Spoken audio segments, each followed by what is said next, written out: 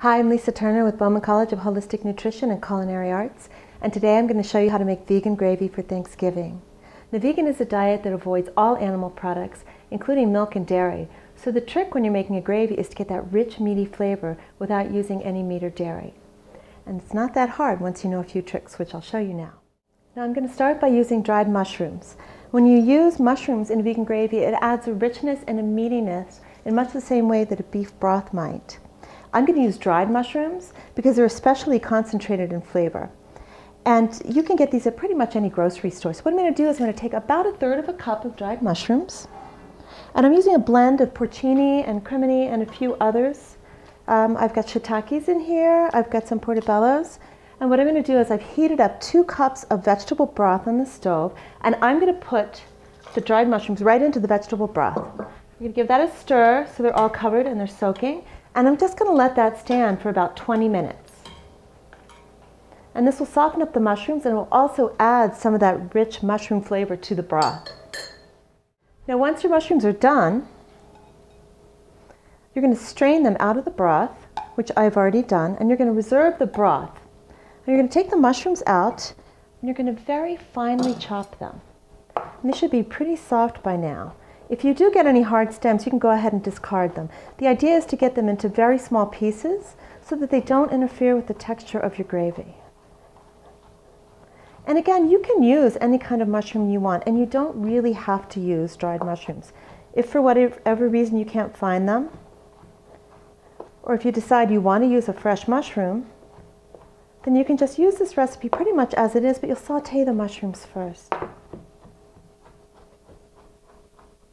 And then you'll just use 2 cups of plain vegetable broth.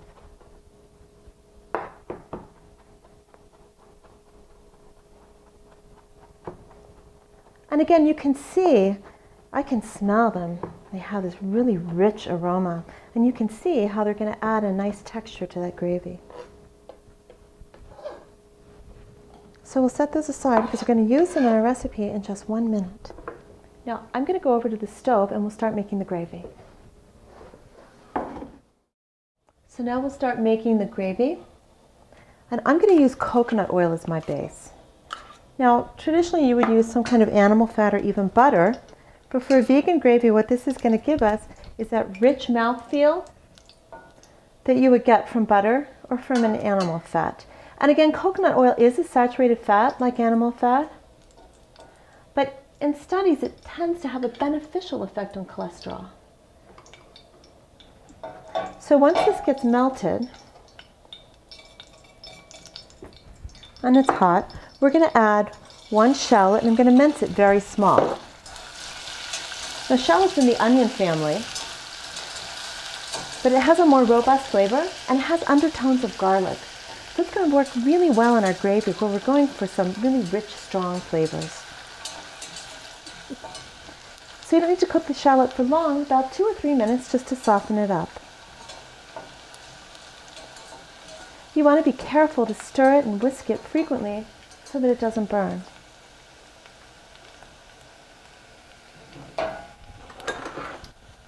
Now once that shallot starts to soften, I'm going to add 5 tablespoons of flour. Now, and again, I'm using a gluten-free flour because so many people are sensitive to gluten now that it just doesn't make sense to use a wheat flour when you don't really have to. I'm using oat flour. You could use pretty much any gluten-free flour.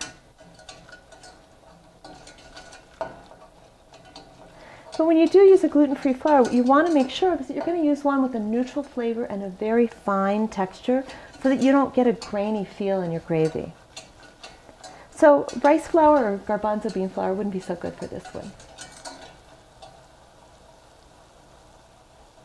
Now, roux is what makes gravy thick and creamy. And it's really nothing more than cooked flour in oil.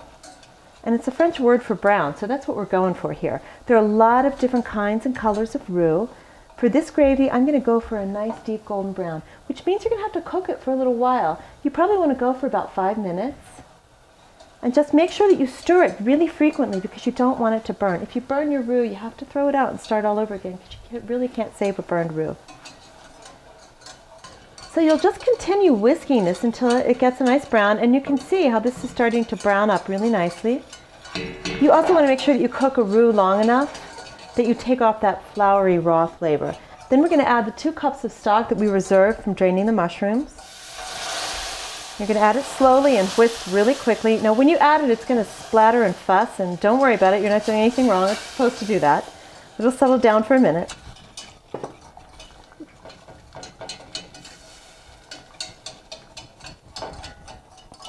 And I'll go ahead and add the rest of the stock, and you can see already how this is starting to get nice and thick and creamy.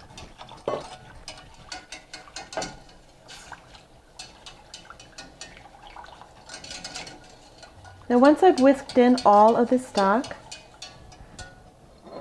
I'm going to put in about a tablespoon of tamari. Now tamari is similar to soy sauce. It's made from fermented soybeans, so it has that nice, rich, earthy flavor that's going to work really well with this vegan gravy. But unlike soy, tamari does not contain any wheat, so it's also good for your gluten-free guests. And we'll just let this cook for a couple of minutes. And then I'm going to add about a clove of garlic, minced really finely. I'm going to put in about 2 teaspoons of rosemary. And you can use any kind of herb that you want, really. I'd use a sturdier herb like sage or thyme or oregano. I like rosemary because I think it goes really well with the wild mushroom flavor. And you keep stirring to make sure it doesn't get any lumps. And I'm going to add a generous pinch of black pepper.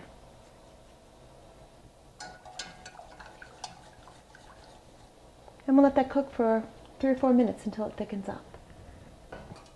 So you can see how this is starting to get really thick and creamy.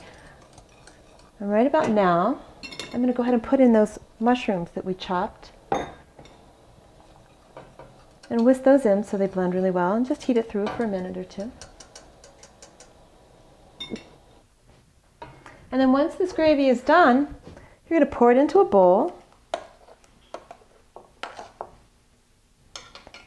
And then if you'd like, you can garnish it with a little extra rosemary or whatever chopped herb you used in the gravy. And that's it. And this is so rich and so creamy and delicious that you really don't need a second gravy for any of your Thanksgiving guests. You can serve this to everyone. I'm Lisa Turner with Bauman College, and I hope you have a wonderful Thanksgiving.